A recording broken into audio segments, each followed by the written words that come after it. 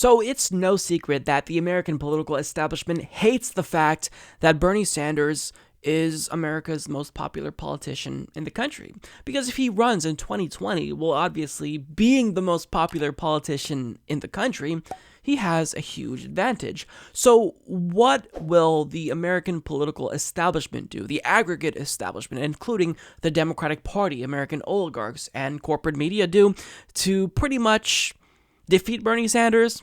Well, they're going to do the same thing they did in 2016. They're going to pretend like he doesn't exist. And one journalist published an article in Politico saying Joe Biden is the frontrunner. Yes, Joe Biden is the frontrunner.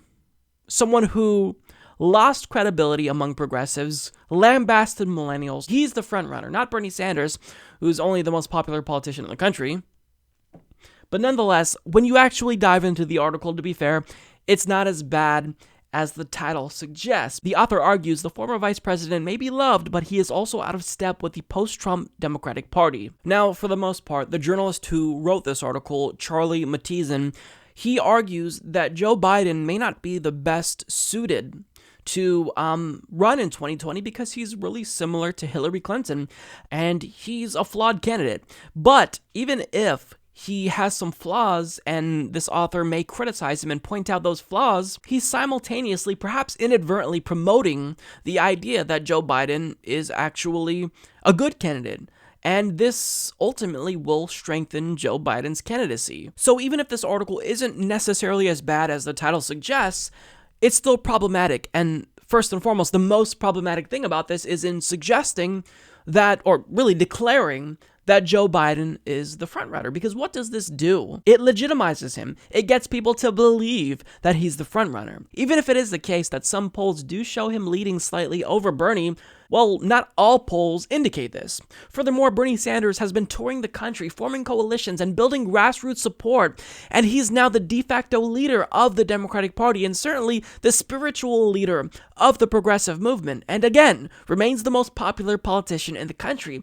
So to promote this idea that Joe Biden is the frontrunner of all people, well, your argument is going to be used to shield him from legitimate criticism. Because in 2016, what did the establishment do when we criticized Hillary Clinton? They said, look, you can't criticize her because she is the best suited to take on Donald Trump. She's battle-tested. So in criticizing her, you're weakening our chances of defeating a Republican.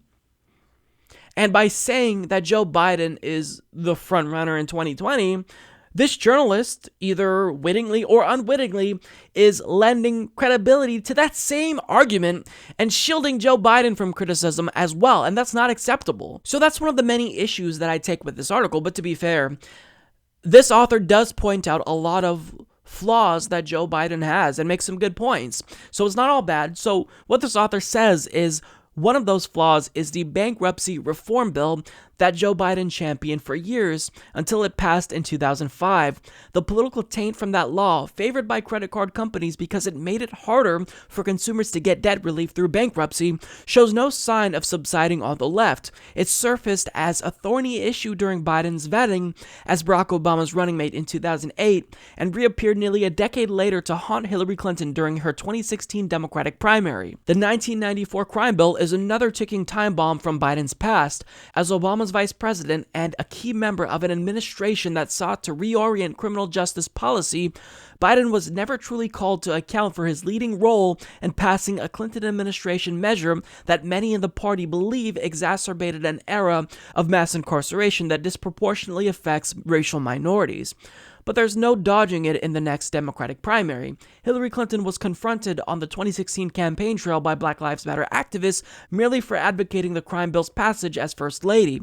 Biden, meanwhile, has proudly referred to it as the 1994 Biden crime bill, and he still doesn't fully comprehend its radioactivity, while Biden has pointed to provisions of the bill that have troubled him.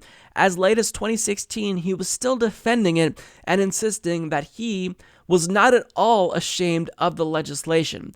There are other issues in Biden's portfolio that would prove problematic with influential factions within the current Democratic Party. Among them is his vote to authorize the use of force in Iraq and his history on abortion rights. Now, obviously, these are all things that progressives like myself will beat Joe Biden over the head with. metaphorically speaking. I'm a liberal. I'm not in favor of violence.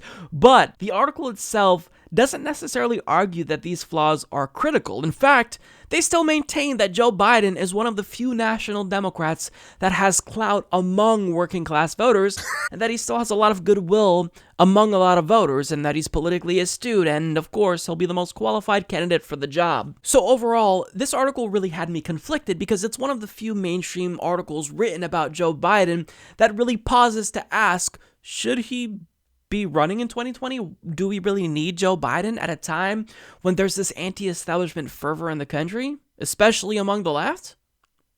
But at the same time, it promotes this really harmful idea that Joe Biden is the frontrunner, when that's just factually incorrect. It's not true.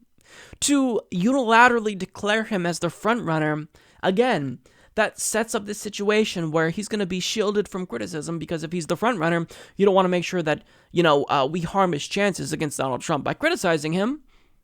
But I mean, the same could be true for Bernie Sanders. Even though I don't necessarily agree with this argument, it's just one of the tools at the Democratic Party establishment's disposal to basically downplay legitimate flaws and criticisms that progressives like myself will inevitably lob against people like Joe Biden. And you can bet your ass we're going to be fierce in our criticism of Joe Biden. I don't support Joe Biden. I won't support Joe Biden. And if he's going to run, then yes, every single flaw you can imagine, we will bring up, because we're done playing nice with the Democratic Party establishment. They literally rigged the primary in 2016 against our candidate.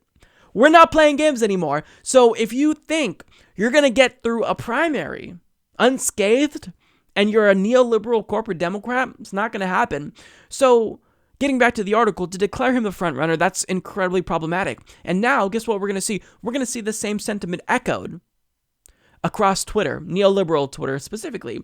Joe Biden's the frontrunner. Joe Biden's the frontrunner. Bernie Sanders should just, back off and let Joe Biden win because he's the frontrunner. I mean, if you're going to criticize Joe Biden, then criticize Joe Biden. You don't have to, I guess, inadvertently, seemingly prop him up in the process and, inflate his ego even more than it already is. He's not the right person for the job, obviously, and if he runs, I think he probably could beat Donald Trump. It's not that difficult of a task, but at the same time, are his chances worse against Donald Trump than, say, Bernie? Of course. Support this podcast by becoming a patron at patreon.com/Humanist Report.